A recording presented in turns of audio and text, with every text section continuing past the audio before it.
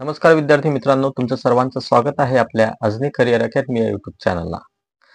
आजपासून आपण इंग्लिश ग्रामरची म्हणजे ओन्ली एक्झाम कॉपी म्हणून काय करत आहे, एक बॅच सुरू करत आहे. या बॅच मध्ये तुम्हाला काय मिळणार आहे, बॅच सुरू करत आहे म्हणजे काय, तर संपूर्ण इंग्लिश ग्रामर की जे स्पर्धा परीक्षेसाठी उपयुक्त आहे त्या दृष्टिकोनातून तुम्हाला काय दररोजचे लेक्चर मिळणार आहेत. अपलोडेड लेक्चर असणार आहेत, लाईव्ह नसणार आहे.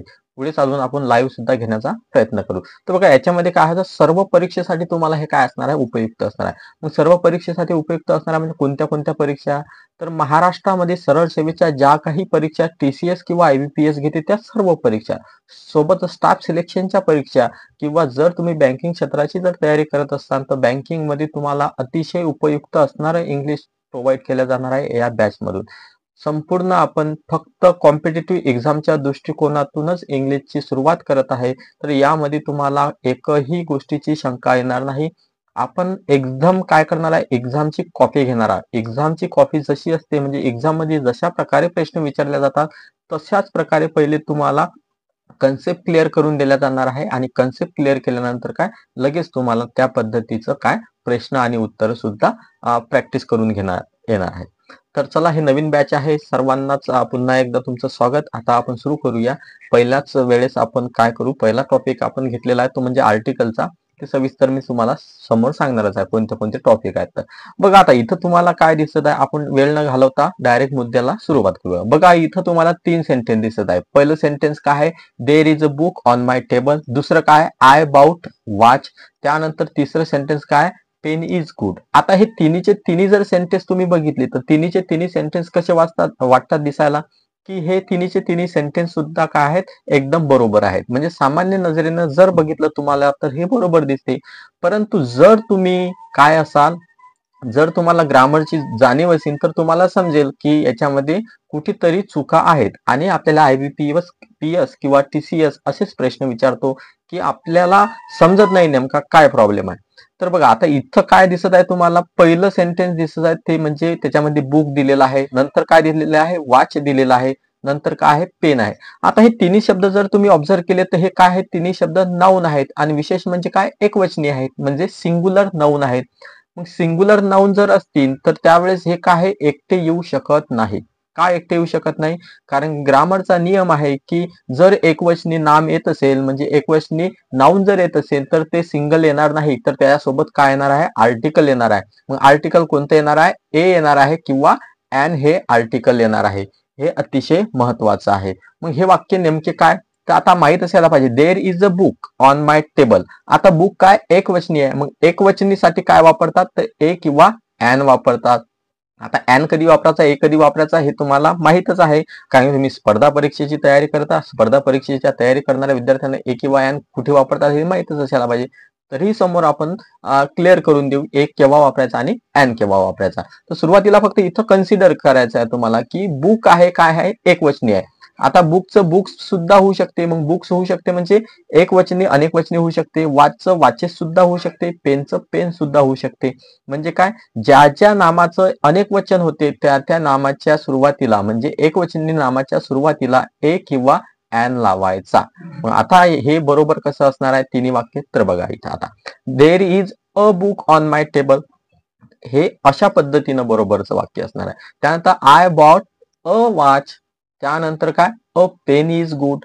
आता तुम्ही विचार केला असेल सर द काऊन नाही किंवा एन काऊन नाही, तर त्याचं सुद्धा स्पष्टीकरण समोर आपण हळूहळू देणार आहोत. तर सुरुवातीला हे तुम्हाला समजलं की काय समजलं तुम्हाला, की नाऊन हा एकटा येणार नाही. एक वचनी नाऊन जर असेल तर तो एकटा येणार नाही, तर त्यासोबत काय येणार आहे, आर्टिकल येणार आहे. मग आर्टिकल ए असणार आहे किंवा एन असणार आहे, किंवा द सुद्धा असणार आहे. ते समोर हळूहळू क्लिअर होत जाणार. बघा आता फॉर एक्झाम्पल, म्हणजे आता तुम्हाला समजलं, if singular noun is there then there must be article a an किंवा द. बघा आता इथं आपण एक्झाम्पल घेतलेला आहे, जसं एक्झाम मध्ये TCS किंवा IBPS देतो सेम एक्झाम्पल तुम्हाला दिलेलं आहे. या एक्झाम्पल वरून तुम्हाला काय, बघा, the reason given was that the सूट वाज solely for the right worship and not to seek any declaration that the building was temple and not era. बघा आता हे सेंटेन्स पाहिल्यानंतर आपल्याला काहीच समजत नाही, पण थोडासा जर विचार करून आपण हे सेंटेन्स वाचलं तर काय करायचं आहे तुम्हाला, एकदम पद्धतशीर जर वाचलं तर बघा, the reason given was that the suit, पहिलं आर्टिकल क्लिअर आहे. त्यानंतर was solely for the right worship and not to seek any declaration that the building सुद्धा बरोबर आहे. परंतु आता इथं हा टेम्पल तुम्हाला दिसत आहे. आता टेम्पल काय आहे, टेम्पलचा टेम्पल्स होते, म्हणजे टेम्पल काय एक नाऊन आहे. मग नाऊन असेल तर हा एकटा टेम्पल इथं काय करून राहिला शब्द, म्हणजेच काय, हे वाक्य चुकीचं आहे. आता इथं ए येते, ॲन येते की द येते, असा प्रश्न तुम्हाला TCS किंवा IBPS कधीच विचारत नाही. फक्त चुकीचं काय आहे इथं असा विचारला जातो प्रश्न. म्हणून आपलं सेंटेन्स कोणतं चुकीचं आहे, त्यातला डी ऑप्शन हे काय आहे, चुकीचं आहे. का चुकीचं आहे, कारण की टेम्पल काय एक नाऊन आहे आणि टेम्पलच्या सुरुवातीला काय असायला पाहिजे होतं, ए असायला पाहिजे होतं. म्हणून हे काय झालं, चुकीचं झालं. पुढचं एक वाक्य बघू. आता बघा, I live in a village, बघा in a village but she is in city so we can not meet each other on time. आता हे पूर्ण वाक्य जर बघितलं आपण तर व्हिलेज काय नाऊन आहे, नाऊनच्या सुरुवातीला काय ए आहे, म्हणजे पहिला टॉपिक तुमचा क्लिअर झाला.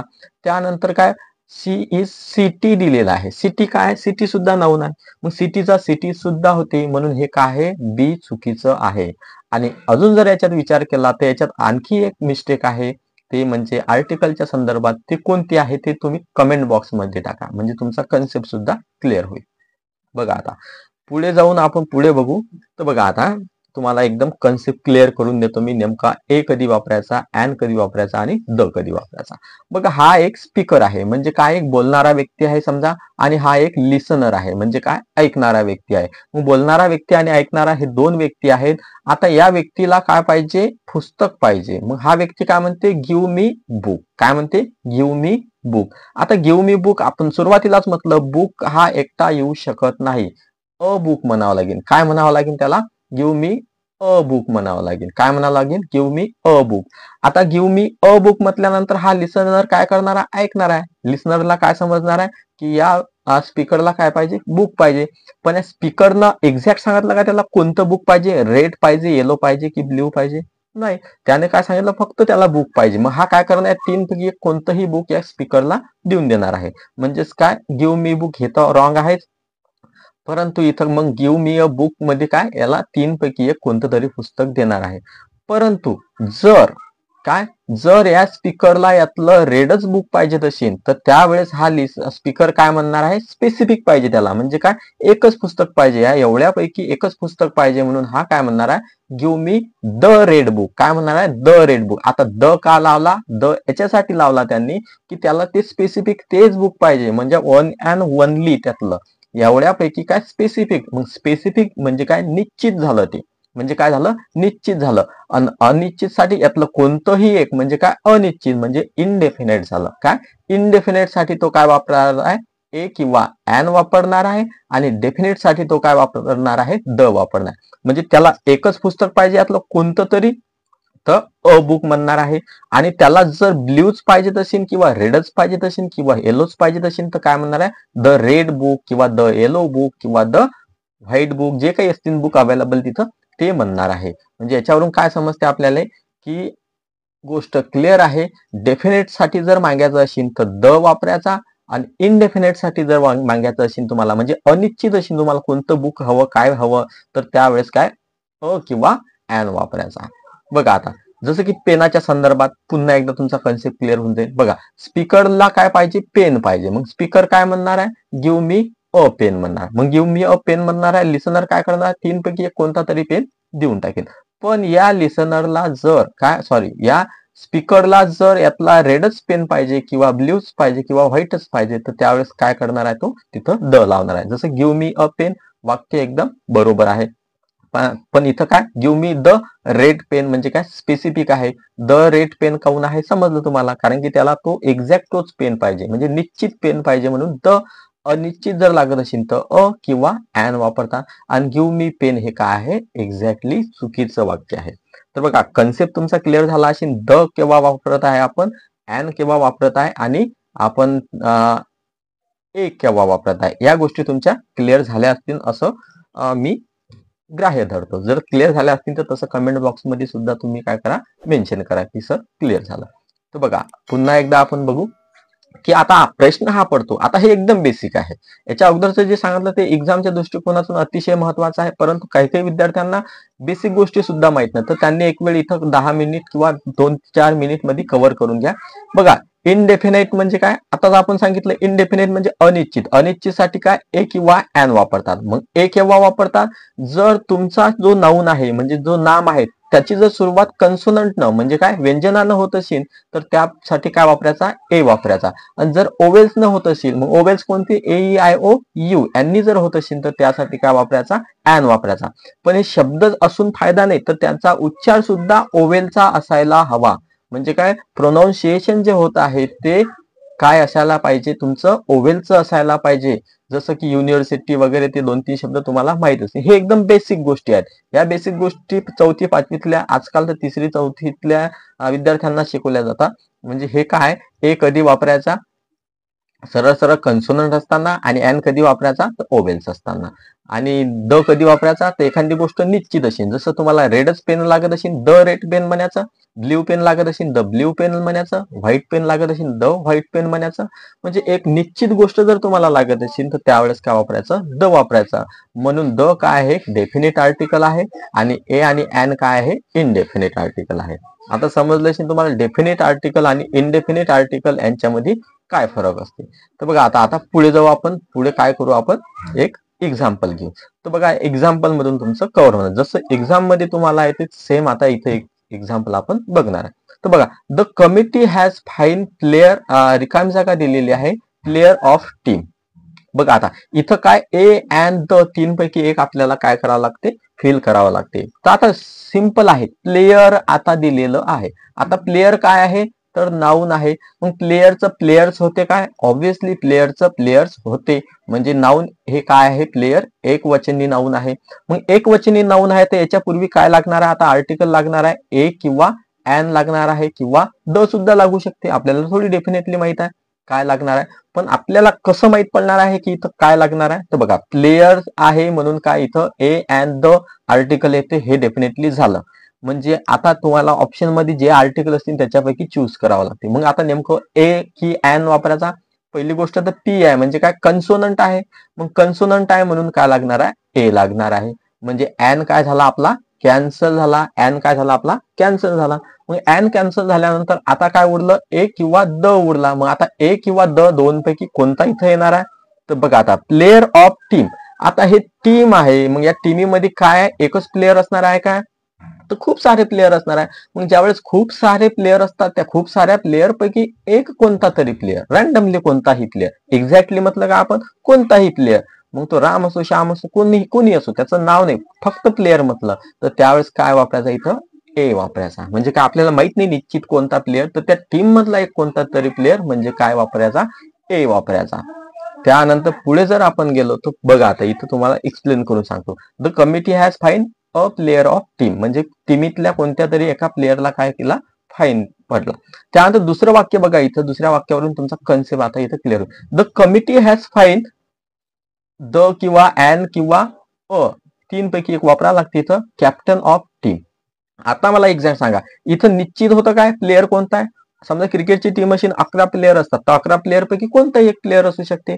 परंतु आता the team has fine captain of team. आता टीमीला कॅप्टन किती असतात, टीमीला कॅप्टन मात्र एकच असतो. मग एकच जर कॅप्टन असेल तर ते काय झालं, डेफिनेट गोष्ट झाली. म्हणजे कॅप्टन काय झाला, हा डेफिनेट झाला.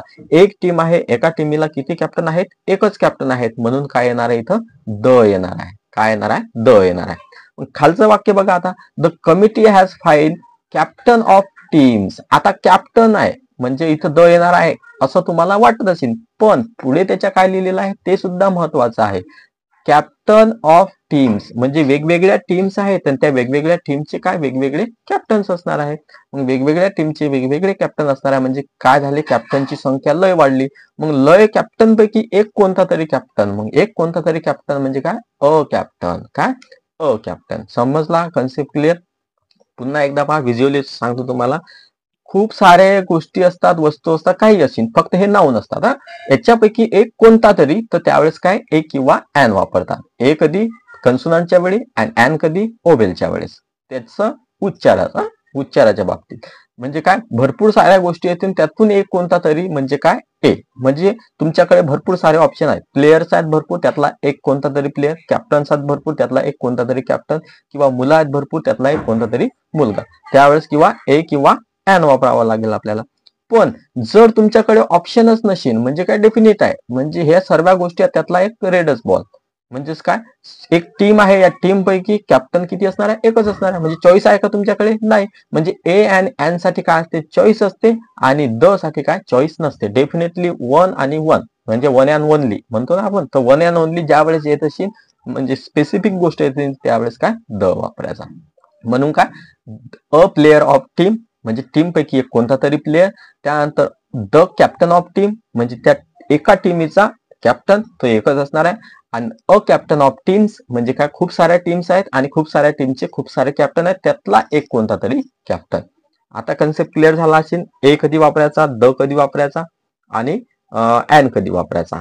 मॅक्झिमम विद्यार्थ्यांना कव्हर झालं असेल असं वाटतं. कव्हर जर झालं असेल तर लाईक करा आणि कमेंट बॉक्स मध्ये सांगा कव्हर झाला काय. आता आपण बघूया कार्बन कॉपी एक्झाम मध्ये कशी येते. तर एक्झामच्या दृष्टिकोनातून आता आपण काय बघणार आहोत, एक्झाम्पल बघणार आहोत इथून. तर बघा, mother of Deepali cook delicious food. इथं काय वापरा लागते, आर्टिकल वापरा लागते. कोणतं, आता ए अँड द. आता मदर आहे, मदरचा मदर्स होते म्हणजे ए अँड द आर्टिकल लागते. डेफिनेट झाली ही गोष्ट की आर्टिकल लागणार आहे. पण आता या मदरसाठी कोणतं आर्टिकल लागू, आता या मदरचा रेफरन्स काय, मदर ऑफ दीपाली. आता मी तुम्हाला सांगितलं होतं ऑलरेडी की खूप साऱ्या गोष्टीतून एक गोष्ट निवडायची आहे, म्हणजे त्यावेळेस काय वापरा लागेल, ए वापरा लागेल. आणि एकाच गोष्टीतून एकच गोष्ट निवडायची आहे म्हणजे ओन अँड ओनलीच आहे, तर त्यावेळेस काय वापरावं लागेल, आपल्याला द वापरावं लागेल. ह्या गोष्टी क्लिअर झालेल्या आहेतच आपल्या. म्हणून आता दीपाली आहे, मग दीपालीला आई किती असणार आहे, ऑब्व्हियसली एकच मदर असणार आहे. मग एकच मदर ज्या वेळेस असणार आहे तर त्यावेळेस तिथं काय लावत असतात, द हे आर्टिकल लावत असतात. म्हणजे डेफिनेटली आपल्याला गोष्ट समजली की दीपालीला मदर किती आहे, एकच आहे. कोणत्याही मुलीला आई किती असते, एकच असते. मग एकच असते म्हणून काय, the mother of Deepali cook delicious food. त्यानंतर पुढे जर गेलो आपण, पुढे जाऊ आपण. आता पुढे बघा, the hall was fill with people at रिकाम जागा centre the chief guest was standing. आता एक गोष्ट सांगा मला, एक हा हॉल आहे, हा हॉल आहे तर या हॉलला सेंटर आहे. हॉलला सेंटर किती असतात हे माहित आहे का तुम्हाला, कोणती एखादी गोष्ट असेल तर त्याला सेंटर किती असतात, ऑब्व्हियसली एकच सेंटर असते. मग हॉल आहे, मग हॉलला किती सेंटर असणार आहे, तर एकच सेंटर असणार आहे. म्हणजे ओन अँड ओनली गोष्ट अटी पाहिजे. मग वन अँड ओनली साठी काय वापरतात, द वापरतात. म्हणजे भरपूर साऱ्या सेंटर मधून एक सेंटर निवडायचा आहे का आपल्याला, नाही. तर आपल्याला एकच सेंटर निवडायचा आहे. तो सेंटर काय असते, कोणताही हॉल असेल तर त्या हॉलला सेंटर एकच असते. असं आहे का, हा इथे एक सेंटर आहे, इथे एक सेंटर आहे, इथे एक सेंटर आहे, इथे एक सेंटर आहे, असं असते का, नाही. तर एकच सेंटर असते. सेंटर म्हणजे एकदम मधातली जागा. काय असते, मधातली जागा असते. तर एकच सेंटर असते म्हणून काय, द सेंटर. आला लक्षात. आता हा प्रश्न सॉल्व्ह करून पहा. She is blank page only child of the parents. She is blank page only child of the parents. इथं आपल्याला ए अँड द या तीन पैकी एक आर्टिकल चूज करावा लागते. आता she is only child of the parents म्हणजे हे पॅरेंट्स आहेत, या पॅरेंट्सले किती चाइल्ड आहेत, ओनली म्हटलं त्यानं. ओनली म्हणजे फक्त एक म्हटलं. मग ओनली म्हणजे फक्त एक जर म्हणत आहोत आपण, तर मग आता इथं लक्षात घ्यायला पाहिजे आपण, ओनली म्हणजे फक्त एक म्हणजे काय, डेफिनेट समजलं आपल्याला की त्या पॅरेंट्सले एकच आहे चाइल्ड.